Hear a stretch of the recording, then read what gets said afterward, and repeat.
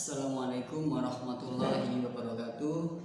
Anak-anakku semuanya, semoga dalam keadaan sehat walafiat, tiada halangan suatu apapun. Bismillahirrahmanirrahim. Anak-anak kelas 4, hari ini kita akan belajar tentang sholat sunnah rawatib ya. Kemarin Pak Sul udah ngasih tugas tentang apa itu sholat sunnah rawatib. Itu dalam bentuk ringkasan saja ya. Hari ini video lengkapnya. Silahkan anak-anak dibuka pada buku paketnya halaman 91 ya.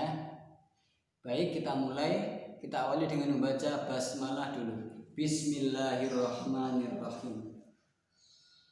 Sholat sunnah rawatib itu sering kita laksanakan ya. Sering kali kita laksanakan. Anak-anak biasanya kalau sekolah masuk, sebelum sholat duhur kita melaksanakan sholat sunnah 2 rakaat, betul? Nah, setelah sholat duhur pun sama, melaksanakan sholat sunnah 2 rakaat. 2 rakaat sholat sunnah yang dikerjakan sebelum duhur itu maupun sesudah sholat duhur itu namanya sholat sunnah rawatib ya. Nah, apa itu sholat sunnah rawatib? Nah, dilihat ya halaman 91. Sholat sunnah rawatib adalah sholat sunnah yang dikerjakan sebelum ataupun sesudah sholat fardu. Nah, apabila kita melaksanakan sholat sunnah sebelum sholat fardu, maka itu namanya sholat sunnah qobliyah. Kalau kita melaksanakan sholat sunnah 2 rakaat setelah sholat fardu, itu namanya sholat sunnah ba'diyah. Jadi ada bedanya ya. Kalau qobliyah itu artinya sebelum sholat fardu, kalau ba'diyah itu namanya setelah sholat fardu ya. Nah, sholat sunnah rawatib ada banyak. Salah satu yang dijelaskan oleh hadis Nabi adalah, dilihat anak-anak halaman 91 yang bawah, yaitu 2 rakaat sebelum subuh. Siapa yang bangun pagi sholat subuh sebelum sholat fardu melaksanakan 2 rakaat sholat subuh, 2 rakaat qobliyah subuh, maka dia mendapat pahala lebih baik dari dunia dan seisinya. Nah, itu besar sekali pahala sholat qobliyah subuh itu. Kamu seperti mendapatkan sesuatu yang lebih baik daripada dunia dan seisinya.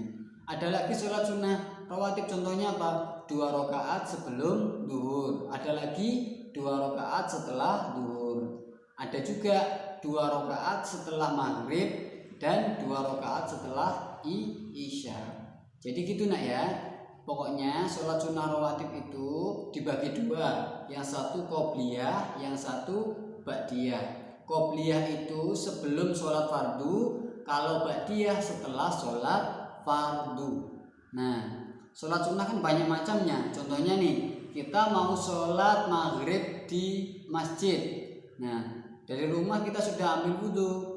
Setelah kita ambil wudhu sampai masjid, kita masuk pertama kali ke masjid, kita melaksanakan sholat sunnah. Apa namanya? Sholat sunnah tahiyatul masjid. Nah, setelah itu iqomat dibunyikan. Setelah itu kita melaksanakan sholat maghrib berjamaah. Setelah sholat maghrib jangan langsung pulang nak. Setelah ambil zikir, kita bisa melaksanakan sholat sunnah 2 rakaat setelah maghrib.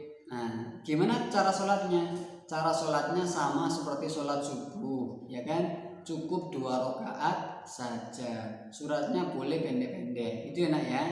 Nah, sholat sunnah itu penting kita laksanakan. Karena apa?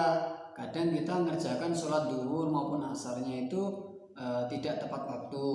Supaya menggenapi, supaya menambah amalan kita bisa melaksanakan sholat sunnah rawatib. Itu nak ya, ingat-ingat ya. Nabi itu pernah bersabda bahwasanya macam-macam sholat sunnah rawatib itu ada 1, 2 rakaat sebelum subuh, di mana pahalanya seperti kita mendapat lebih baik dari dunia dan seisinya. Ada lagi 2 rakaat sebelum duhur, 2 rakaat setelah duhur, 2 rakaat setelah maghrib, 2 rakaat setelah isya. Itu nak ya. materinya pendek, tapi semoga kita bisa melaksanakan sholat sunnah tersebut. Semoga di rumah tetap semangat belajar, jangan lupa membantu orang tua, ya, tetap semangat. Walaupun males di rumah terus Pak, nggak apa-apa. Selama kita mau belajar sungguh-sungguh, maka pahala dan semua yang kita lakukan itu tidak pernah ada yang sia-sia. Kecuali kalau malas, kita malas ngapa-ngapain, sebenarnya kita sedang menuju ke arah kerugian, kita menuju menjadi orang yang bodoh, ya kan? Tetap semangat belajar di rumah, jangan lupa sholatnya harus rutin 5 waktu. Baik ya, semoga materinya bermanfaat. Assalamualaikum warahmatullahi wabarakatuh.